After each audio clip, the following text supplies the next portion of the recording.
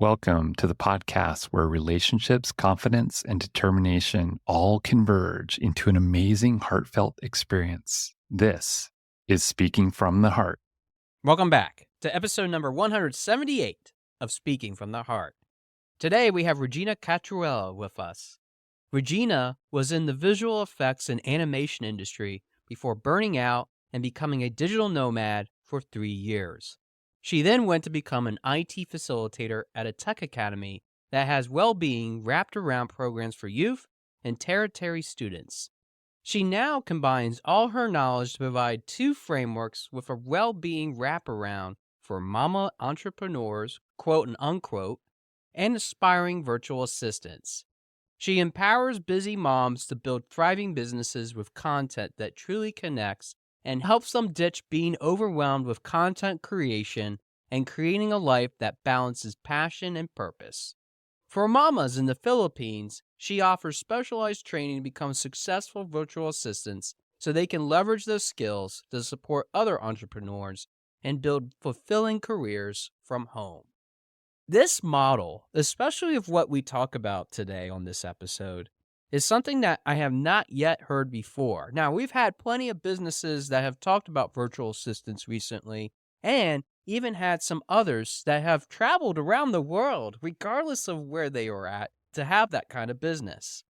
But Regina, an international guest coming from New Zealand today, really shares a lot of different things about not only aspiring to change the pace, but using this quote-unquote mama framework, create a legacy, I think, that is not only fascinating to repurpose a whole new generation of individuals to be able to be engaged with the workforce, but provides opportunities and materials for those that want to get started, giving them skill sets that will help them achieve their future, but more importantly, creating energized, synergized folks that are willing to treat not only their training perspectives, but also their futures with more intentful resources. Can you ever connect with somebody like this? I don't know about you, but with Regina, I connected with her today. Her authenticity about her mission, her journey for that matter, is not only awe-inspiring, but I think it reminds us that even with a little of mama's touch, we can be the best versions of ourselves. But with that, let's go to the episode. All right, we're here with Regina Cachuela. Regina, thanks for sharing your heart with us today. Hey, Josh, thanks for having me. Yes, thank you. And of course, technical difficulties and all those wonderful things seem to have plagued today's start of this episode. But hey, it's okay. We are here, and I am super excited to have you coming all the way from New Zealand. Thanks for joining a United States podcast and sharing a bit of your story. Regina, I want to just say my listeners already heard a little bit about you and your background. I was really fascinated about your story because you had a career dealing with doing visual effects, animation, before actually starting your business. So I'm wondering if you could tell a little bit of your story of your past version of yourself for our audience and how it led you into what you're doing now. And I'd have to say it was way, way, way in the past, a really old chapter. And I'm just going to have to say this ahead of time because I used to be really embarrassed about talking about it because it was one of those things where, from my point of view, it was like, oh, people made such a big deal out of it. At the end, it was just a job for me. Now looking back, I'm like, oh, it was actually quite amazing. But I mean, that goes to show that it's really quite important to just do something that really means a lot to you from you're wanting speaking from the heart. And I'm saying do things that are from the heart. So just to give you a quick overview of my past, I now live in New Zealand, but I am a California native. And I moved here to work on Avatar in 2009, Avatar 1. I left the San Francisco Bay Area when I was working on the animated series Star Wars Clone Wars on a couple of episodes. I was a programmer in computer graphics, wrote software tools and supported artists and animators, story artists. And then here I am. Well, I actually got to ask you, do you actually have on-screen credit for being part of Avatar and Star Wars and all that? Can you tell our audience a little bit about your experiences being on that? Because really part of your story is about burning out. So I'm kind of curious Mhm. about being on something like this. You would imagine that it is something of great stature to be able to do things of that nature, at least from my perspective. Now, I'm just a nobody doing something like this, but I'm just kidding. I'm not a nobody. I've done a lot of great things in my life too. But I would think that that would be a great accomplishment, but you burned out. So can you tell For us a little sure. bit about why that happened?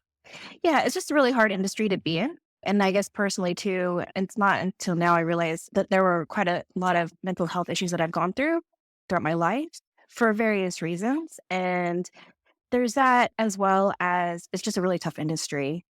Actually, working on Clone Wars back in the day, it was actually very, very good company. So I was really, really lucky. Moving to New Zealand, it was quite a different story. The way the company was structured here was different. And it was just really difficult. A lot of hours. You're always in crunch time. So you're just constantly on the go, working 10 to 12 hours a day, 6, 7 days a week. People are demanding when they want to watch the shows that they want to watch. But I imagine that can be, and yeah, especially keeping with a strenuous schedule of releasing episodes, I'm sure that maybe that was asked quite a lot of you and even the team that you worked with to be able to do that. Outside of that, what would you say was really the ultimate final straw for you to leave the industry? yeah, I think there was just a point where I realized, oh, you know what? Mentally and physically, I cannot handle this anymore. I needed to do something different. And so I was researching ways to create an alternate income, either from home or just in a specific location. And I did. And so I was thinking, well, you know what? I'm just going to see what this is like. There are more possibilities for me to kind of create some sort of income without having to work at a job, without having to work for somebody.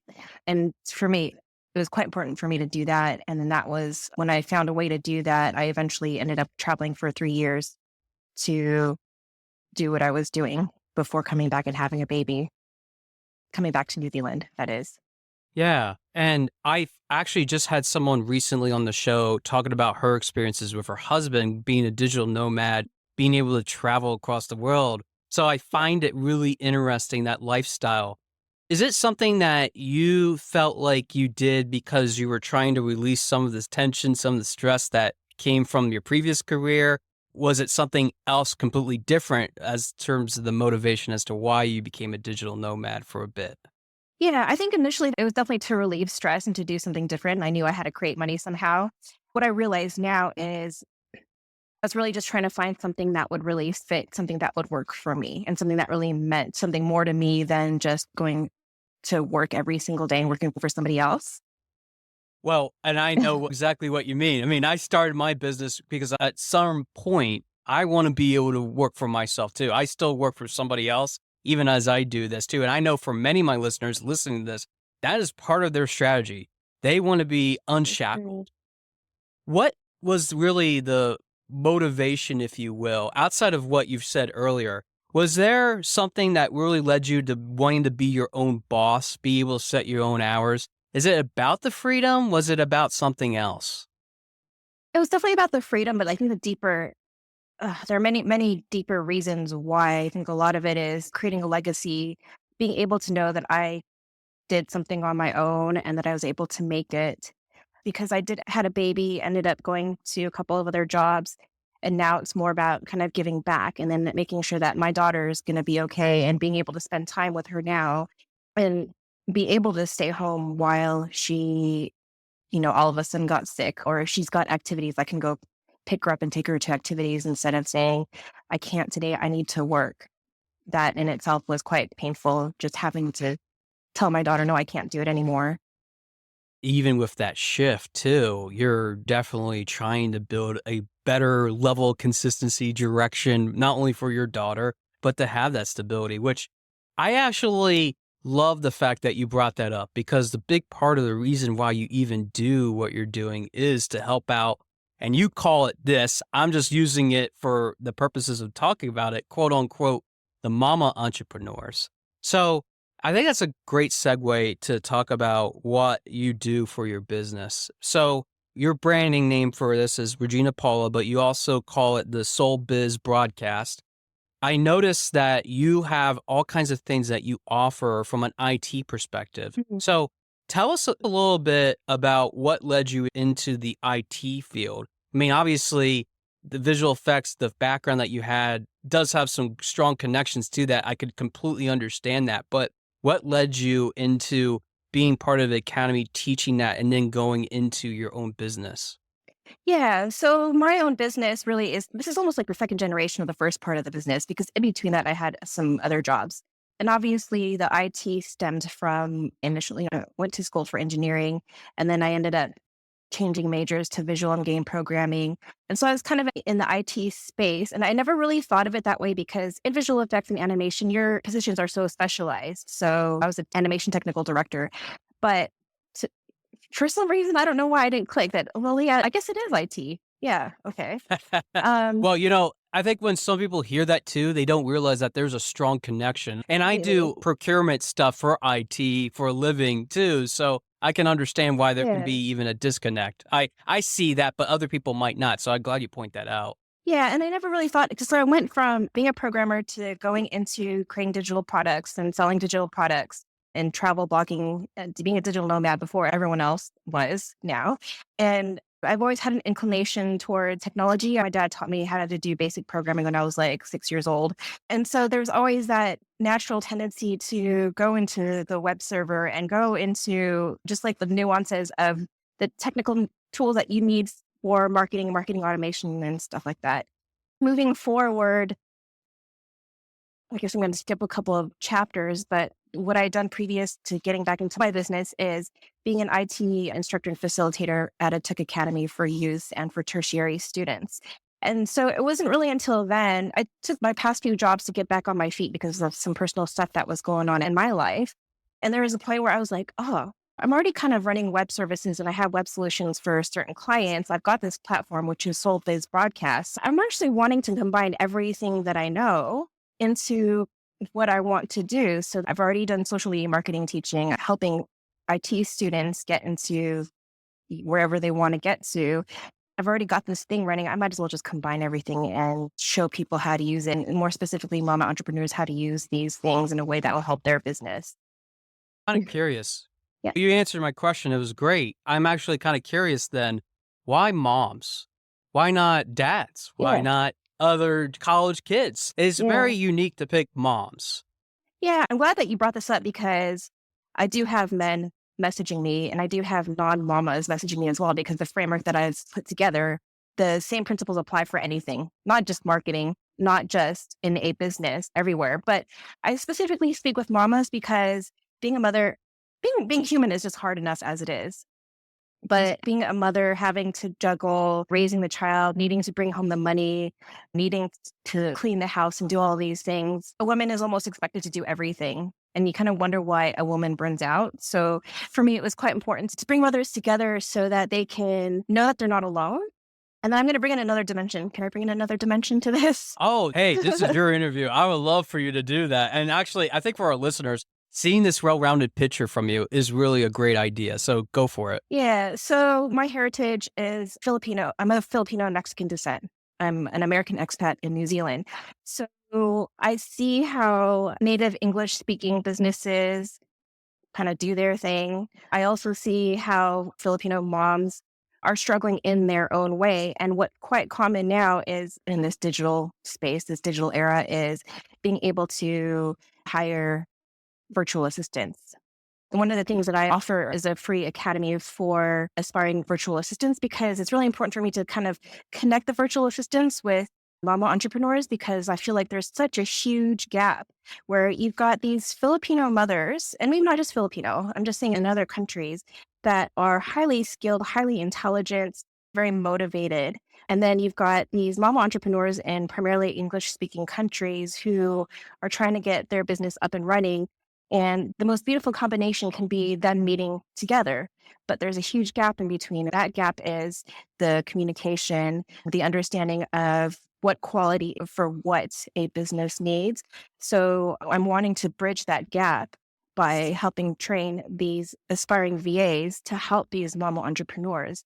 At the same time, it's like mamas helping mamas. And I think that mothers, women, really and for men too.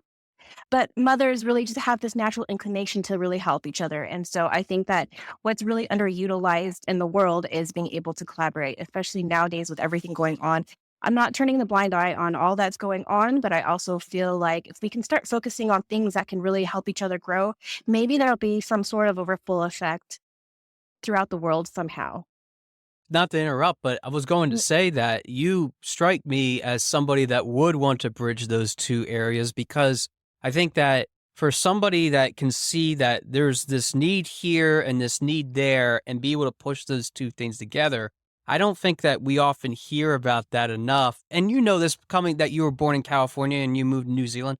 Us United States people, we're so selfish sometimes. And I'll go on record for saying that, because sometimes we are sometimes creating that value for ourselves, but we got to realize that if we're going to create that value for ourselves, we have to work with others to be able to do that. So we got to change and shift our mindsets. Mhm. So I kind of love how you are challenging that status quo, even for people that are vested wanting to be able to sell or do what they want to do. So do you do that in groups, or you pair people up? Like, how exactly does that work?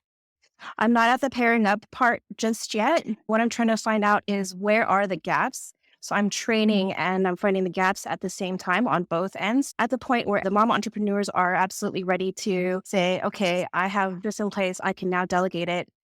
I can say, this is how you're going to create your relationship with a VA. And on the VA side, it's like, here's this and this and this. This is how you can see the lens through a mama who has a business and mostly an English speaking country. At that point, when they're ready to kind of like have that sweet spot, that's kind of what I'm going for. So right now, at least on the VA side, I'm starting to kind of train them up and fuse that into my program and my framework for mama entrepreneurs. Does that answer your question? I kind of lost myself for a Yeah. second. Oh, no, you're answering all my questions wonderfully. I actually want to dig a little bit deeper into this. So what you're saying to me is you're mentoring not just the people on the one side, these are like the mama entrepreneurs, but you're also mentoring the Filipino women or men or whoever coming to you that want to be VAs with skills that they need. So essentially, you're kind of like a broker of sorts, if I were to be as daring to say that. But I know that's not even close to what it is. It might be more of a mentorship. Yeah, I mean, my intention moving in the future is not only for them to connect them. I guess it could be a broker, but sometimes if there's a broker, you don't necessarily want the middleman. So if they're at a certain point where they're like, actually, I don't need Regina, I can do this on my own, then I want that synergy to happen as well. Because while I would love to always be the go-between, I think that removing the middleman could be a good thing as well. But if they need the communication or the help or the management, then by all means, that's just something that would be, do feel passionate about. I love what you said earlier about Americans kind of being in their own bubble. And I think that everybody's like that too. You can only see the world through your own lens. And being an American expat and an ethnic multinational human, I can absolutely say that part of my point of view of how Americans are, or that you really can't see past your blinders. And my mom moved to the United States from the Philippines when she was 21. And even now she's just saying, I'm really lucky. You're still one of the luckiest countries in the world. There is so much abundance. And I live here in New Zealand in the countryside. So you're so lucky. Yes. Yes. And, So many ways. with all intensive purposes, I'm not insulting even our American audience that does Oh, yeah, listen for to this. sure. Let's just pull that back a second by saying, though, that for the most part, we do have that reputation. And funny enough, even listening to some other podcasts at the time of this recording, I was listening to something earlier today where someone was even saying, yeah, if you start to branch yourself out, you start to see what the differences are with the different people, the different cultures, the different perspectives.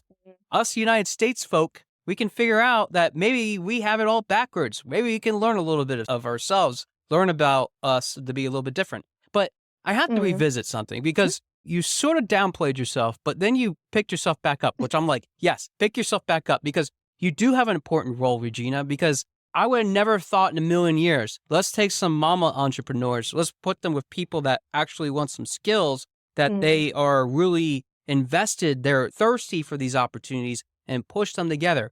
We're always thinking of who can we get that will help us, that already has that kind of experience. We're not necessarily always thinking about, well, what can I do to help somebody that's just starting out? We want usually 9 times out of 10, somebody with experience, somebody that has a college degree, somebody that has some sort of credential behind them, somebody that's worked on well-known movies, even TV series. It's going back to your background. So I almost feel that, no, you are doing a right service. You are helping other people. So Thank you. I say that to say, what has been some of the successes that you've seen by doing this, like pairing these people together? Is there a success story or somebody that comes to mind that if it wasn't for what you provide here, they would have never been able to get some of those ideas off the ground? Is there somebody or something that comes to mind that you want to share? Yeah, I mean, I definitely would have to say, I'm a little embarrassed by saying this, but I'd have to say me in some Don't be way. embarrassed. I was hoping that you say yourself because obviously you've had to use your own services, right? Yeah, well, I mean, I've been through, I've worked with quite a few virtual assistants, and because of the communication and the language and the cultural barrier, sometimes there's this misconception that if they can't communicate what they're trying to say, then they just don't know anything. And that's the total opposite because so many of them are college educated, and the amount of will and drive they have to make things work is incredible. Filipinos, or not just Filipinos, but at least the ones that I've worked with are extremely resilient. And a couple of the people that I've worked with were just saying, I want to work. I really want to work. What do you have for me? And I would take that over someone who's highly skilled and has, I guess, maybe not an A1 attitude, as my daughter would say from her school, because they're teachable and they're willing to do the work. And you know that they'll do a good job if there's that communication and that understanding that they can do it. That also makes me think that you definitely have some tough conversations with some people that maybe aren't taking it as seriously. And I wonder, has there been any time that you've been on your journey? Because you've shared a lot about your background that I think is truly inspiring to the fact that you could have just said, I don't need to help Filipinos or even my culture. I'll just stick with what I'm doing. Although I'm burning out, I'll stick to this. I mean, it has to be pretty rewarding for being able to do what you're doing to help these people see something that they probably would have never been able to obtain on their own. Maybe they would have, maybe they had, maybe they could, but you're helping them to accelerate that pace, wouldn't you Mhm. say? Yeah, because even though there are a lot of resources for them to find clients, there are still untapped resources that they don't have access to unless they have someone who has the connection. So it's really about the networks and knowing that there is a possibility beyond some of the known sites and the known avenues of being able to get a job as a virtual assistant. What would you say are some of the things that you help them with? Because you said that there are some things that you try to connect them with as a whole. What are some common things that you often see when people come through your business?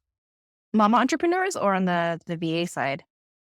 Whatever way you want to take that. I was more Yeah. thinking of the mama entrepreneurs, but whatever way that you've seen in your business.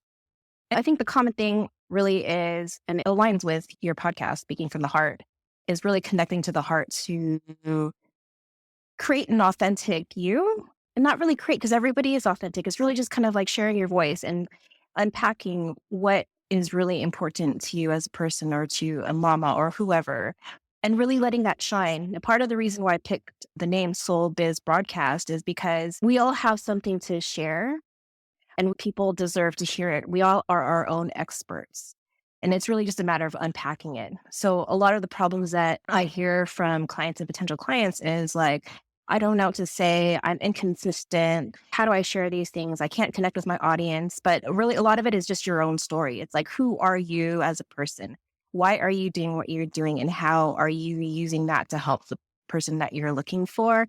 And how are you having that authentic conversation with them? That even goes into authentic selling. It's like, well, you don't really have to sell if you know what you're doing and you're just speaking and you're generally helping the other person to help them solve their problem.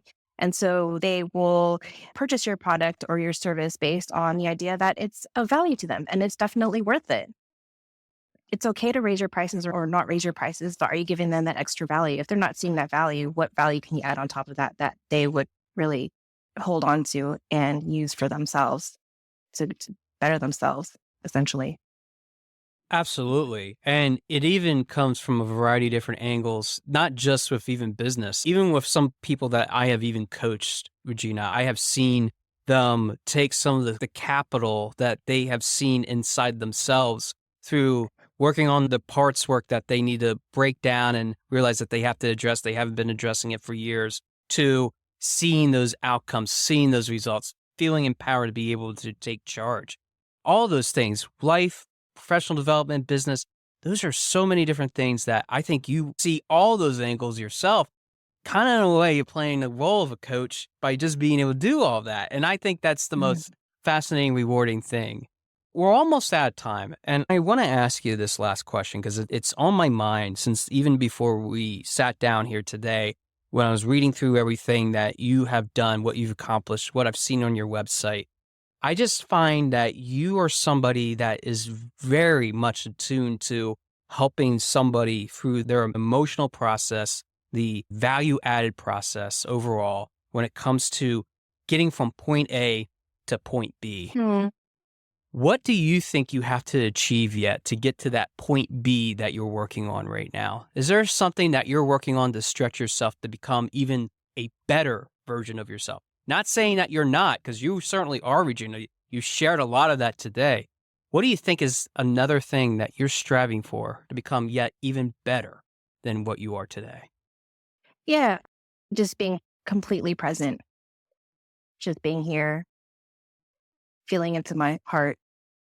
I feel like Yeah. I've reached a point where, while like physical evidence isn't showing exactly what I really, really want, I've already got it. So it's just kind of releasing more of the layers, because it's like you release layers and then you realize there's more layers. There always is, and I always feel like it's part of the onion that we're always Mhm. unpeeling when we're digging even deeper to see where we could potentially go, where we can create that value for ourselves. With relationships, what would you say is somebody that could help you along the way? Is there somebody that you think that will take you to that next level? And it doesn't even have to be a somebody. Could it be a something? Could it be an item? Could it be a resource? Could it be a person? Is there something that you feel that will help you to get that presentness, to be present, even more than where you are today? Honestly, I feel like it's myself really connecting with my daughter. Hmm. Hey, that's an Mhm. awesome answer. I love that. We got to think about who you're serving, right? And it could be even those that you're supporting. Yeah, because she's my biggest teacher, and Mm. I don't give her as much credit as she deserves. And I feel like all children have the intelligence and the intuition that adults have, but have blocked for whatever reason. We're just teaching them how to live in this world, but they have natural intelligence. And we just don't honor them as much as we should. Mm. You know, it reminds me so much of even growing up myself. I felt like that my parents could do a lot more with that, but they also had so much on their plate Mhm. financially with their own issues, their own situations. And they know this. It's funny because I have never heard them once share anything about listening to any of my episodes here on Speaking from the Heart. But I know for a fact that even if they didn't listen to one thing, I know that at the end of the day, I wish I would have had that extra support. And I think that's what Mhm. you're saying is that you want to be present for your daughter. You want to be present for the people that you want to take care of the most. And I think that's really important lesson to learn from all of Mhm. this and why you do what you do. So, Completely. Regina, I'm going to give you the last few minutes here. We are at the end of our time, but before we close out, I'd like to give you the last few minutes to pitch your business. I would love for you to have some information for our listeners about how they can contact you, social media wise, if they can reach out to you, maybe follow you on your journey that you're doing. Maybe they even want to work with you because I know I have some international listeners that might be enticed to even participate, maybe work with you. So I'm going to give you the last few minutes to not only share that information, but also anything else that you might have to add at the very end here. I appreciate that. I just want to acknowledge you first and foremost, and being able to really put yourself out there for others to thrive as well. What you do is quite important, Josh. And yeah, I just thank you for your time. Thank you Um, for that. so I just wanted to say that first. You're welcome.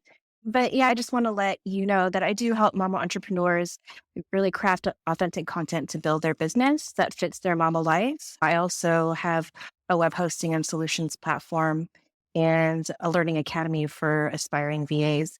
And I guess what's one of the things that I like to do is blend wellness with my framework.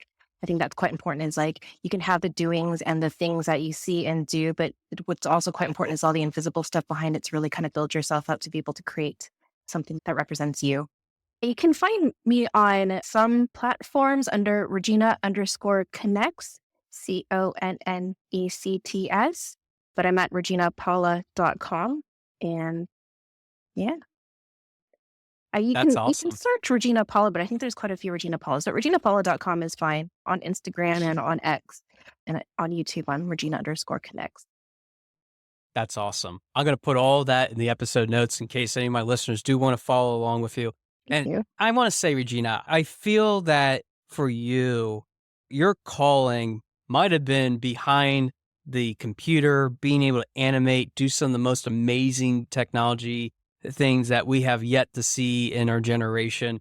Avatar was one of the most biggest grossing revenue films across the whole entire world. Still is one of the top movies that I think of when it comes to the visual effects. But instead of putting up the smoke and mirrors, I feel like you've put that aside and now you're doing the real work of helping people become the best versions of themselves. And that warms my heart, especially Mhm. somebody that is a transport from the United States coming over to New Zealand, being able to help people and bridge your culture, be able to help other people to do all those wonderful things that they can achieve if they just have the right skill sets, the right mentorship, the right opportunity. So for all those reasons, Regina, thanks for being on Speaking from the Heart Thank today. you. It was really a privilege to talk to you today. I appreciate your help and your words. Thank you. I want to thank Regina again for being on the show. Despite even some of the technical difficulties that we had, I think that this was a really great interview, and I'm so glad that she was able to speak from the heart. It's not every day that you get to meet someone that's so passionate, that is willing to help a group of people, mamas for that matter, to see the best versions of themselves. Sometimes we're embarrassed about what we have done and maybe what we can do. And even if we are having some shame in those areas, we have to learn that we can be proud of what we have accomplished and what we're willing to do if we have the right mindset. These different aspirations, this changing pace that we're in today's society, requires us to think outside the box. It requires us to have new solutions to new challenges that are happening right now. Regardless of what you might think, it's ever changing. This adventure that we're on is meaning that we have to create a legacy. The legacy is that we are no longer being held back from all the things that have occurred, regardless of what we might think about them, and trying to bring opportunities and consistency to build on new adventures, new opportunities that wait in the horizon. You can have many careers. It's okay to do that. And even for me, I jumped around in the Commonwealth of Pennsylvania now for almost 15 years, trying to figure out where is my place? Where is it that I belong? And then I realized in the last few years that where I actually belong is behind a desk, not only recording this podcast, but traveling around, helping others to find their voice, tell their story, but also realize that they have this hidden potential to become great. These opportunities, these ways in which we can have different types of materials at our disposal, means that we have to be able to cater towards those audiences. It's something that I even talk about with my public speaking clients of their signature topic. What is it that you really want to speak about, that you're truly passionate about, that will help others to see what you see? But are you able to take what you have learned and put it to these vast opportunities, kind of like what Regina did? I'm sure that for many of us, we will step in the wrong direction. We will have a problem with trying to figure out what is the best way to move forward. But the moms that are out there are probably the most versatile and most compassionate, cohesive unit that I have ever seen. Being able to take care of kids, being able to bridge the differences between husbands, fathers for that matter, and trying to work out all these different tasks, all these different responsibilities. I envy moms, and I salute you on this episode, especially in this season of giving and remembering about the holidays, because I know that you have to be even more busy, especially when you're thinking about all the different things that you got going on. There's something about Filipina moms and mama entrepreneurs, especially, that create this synergy. And I say that because in Regina's context, that's what it is. But put any sort of ethnicity, nationality behind it, and I think that you will see that the same synergy, the same energy that we could have here in the United States can be provided to us if we're willing to just get up to where they are at. Come on, folks. We have this passion. We have this ability to do it. And I feel like after listening to Regina today, Americans are way behind the curve. But that's the deal. We have this ability. We have this willingness to be trained. I love giving workshops about how you can start this growth mindset journey, especially with everything that I've been through. It's all about finding our voice. It's all about talking about what is it that we are able to provide. We have to find those gaps and create those relationships with people that need those gaps filled. That's what client relationships are all about. You have to talk to those that are really helping you become the best version of yourself. But they're also trying to tell you, too, that this isn't the path to go down. Can you connect with others? Can you bring these people together to work on these skills? And I think that Regina has created a coalition in her business to showcase that it is possible, regardless of what you might think of moms, regardless of what you might think as a preconceived notion of what they do, and maybe they aren't providing what you want them to do. I think you have to realize that we shouldn't be embarrassed or ashamed of those that are able to provide this context, this direction for us. They're creating benefits for others that maybe we don't have the time to do, maybe not even able to provide as a resource. Creating the authentic you in this process, with all that said, means that we have to find that thing that we can share, that we have to promote that value that we have, and be completely present with the physical evidence that is shown above that we are willing to work hard. I think Regina's conversation today really shows me that there is lighthouses all across the world. Going back to one of my very early episodes in which I shared about the watercolor that I did while I was in mental health treatment at Brookhaven Hospital in Hagerstown, Maryland. I learned so much at that time about what it means to be a beacon of light, what it means that even when the light switch is turned off, we are able to find growth. Even if you think that your children are the most important, let me ask you a question. If you really wanted to provide for your children so that they do have a future, wouldn't you want to help others to also see their dream as well, so that they are able to have their children see their dreams? Why do we have to be selfish in our own desires to just work on ourselves? Why can't we work with others that are willing to achieve what they want to seek out in their life? And I love that Regina's model really works on not just the VA aspect of it, which at this point, we all know that we can provide some type of skill, some type of ability, regardless of the content that we have to learn in the first place. But we don't have to be embarrassed when life comes up. I think of many books that I have read, especially when I was going through my political science major, that discusses the working conditions that people had to endure in the early 1900s.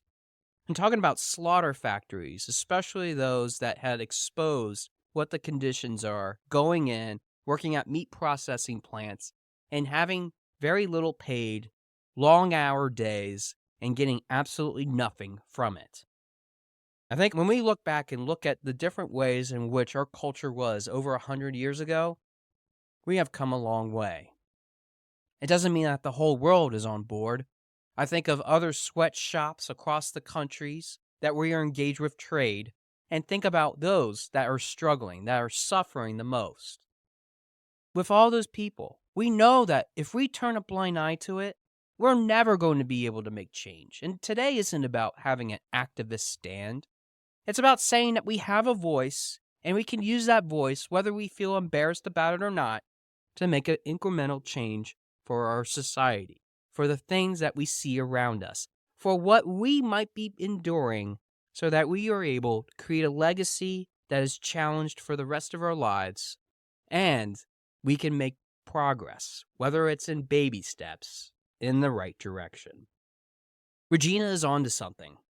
It's something that we even see in the United States when it comes to co-working spaces, being able to work with like-minded individuals that want to see what is the future of small business, being able to provide a service or skill to somebody that desperately needs it.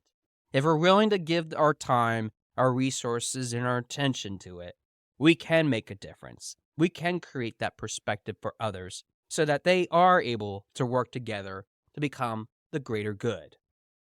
But I think that it goes way beyond what even we have talked about on this conversation today. It's about what we see inside of ourselves. It's about what we're able to bring to the table when other people might dismiss us, might ridicule us, saying that we're not good enough. That should be our energy. That should be our motivation. Out of anger and frustration to do better. Not to hurt others, but to do better. I think that we have to learn, especially as we get older, that we are the gatekeepers to being a great role model for others. We have to learn how to become better. We have to be able to treat ourselves with dignity and respect. We have to be able to do the same when it comes to all the different people that we have to interact with in our lives, especially our kids. Mamas are especially the most important people that if it wasn't for my mom, I wouldn't be here today. I think for all of us, we can say that our moms were the reason why we won't be here today. But with all joking aside, my mom sacrificed so much, giving so much of herself, knowing that she had to do that caretaker role when other people would never want to stand up, that they wouldn't want to give their best version of themselves. When they know that they have to keep on trying, when the trying might be very enduring in the first place. So today, I'm asking you, even with Regina's help, can you share these vast opportunities to help others? Can you stop being embarrassed about the consequences of your past actions, having no shame, and stop thinking of only yourself and helping those entrepreneurs that are out there, regardless of how you want to define it in your personal and professional life, and giving that training, giving that ability to learn something new, because we're all in this together. It's not just about hard work. It's about actually sitting down, having that cup of coffee, telling someone that we love them, that we care about them, that we really want to see them succeed. Because if we're able to see that in other people, and we're able to see that in ourselves, we are promoting our value. It's as simple as that. We are creating that authenticness that we're trying to seek out. We all have something to share. We all are willing to create an environment in which all of us can thrive. But I need your help. I can't do it alone. And even with seeing a coach or even trying to get somebody that helps you to stay accountable, just know that if you're able to work on that, not only can you become the best version of yourself, but you're going to help others all across the world to do the same. And even for my moms out there, thank you for being those enduring individuals, those examples of what it means to not only learn from you, to grow with you, but to nurture us to become the best versions of ourselves. Thanks for listening to episode number 178 of Speaking from the Heart, and I look forward to hearing from your heart very soon. Thanks for listening. For more information about our podcast and future shows, search for Speaking from the Heart to subscribe and be notified wherever you listen to your podcasts. Visit us at www.yourspeakingvoice.biz for more information about potential services that can help you create the best version of yourself. See you next time.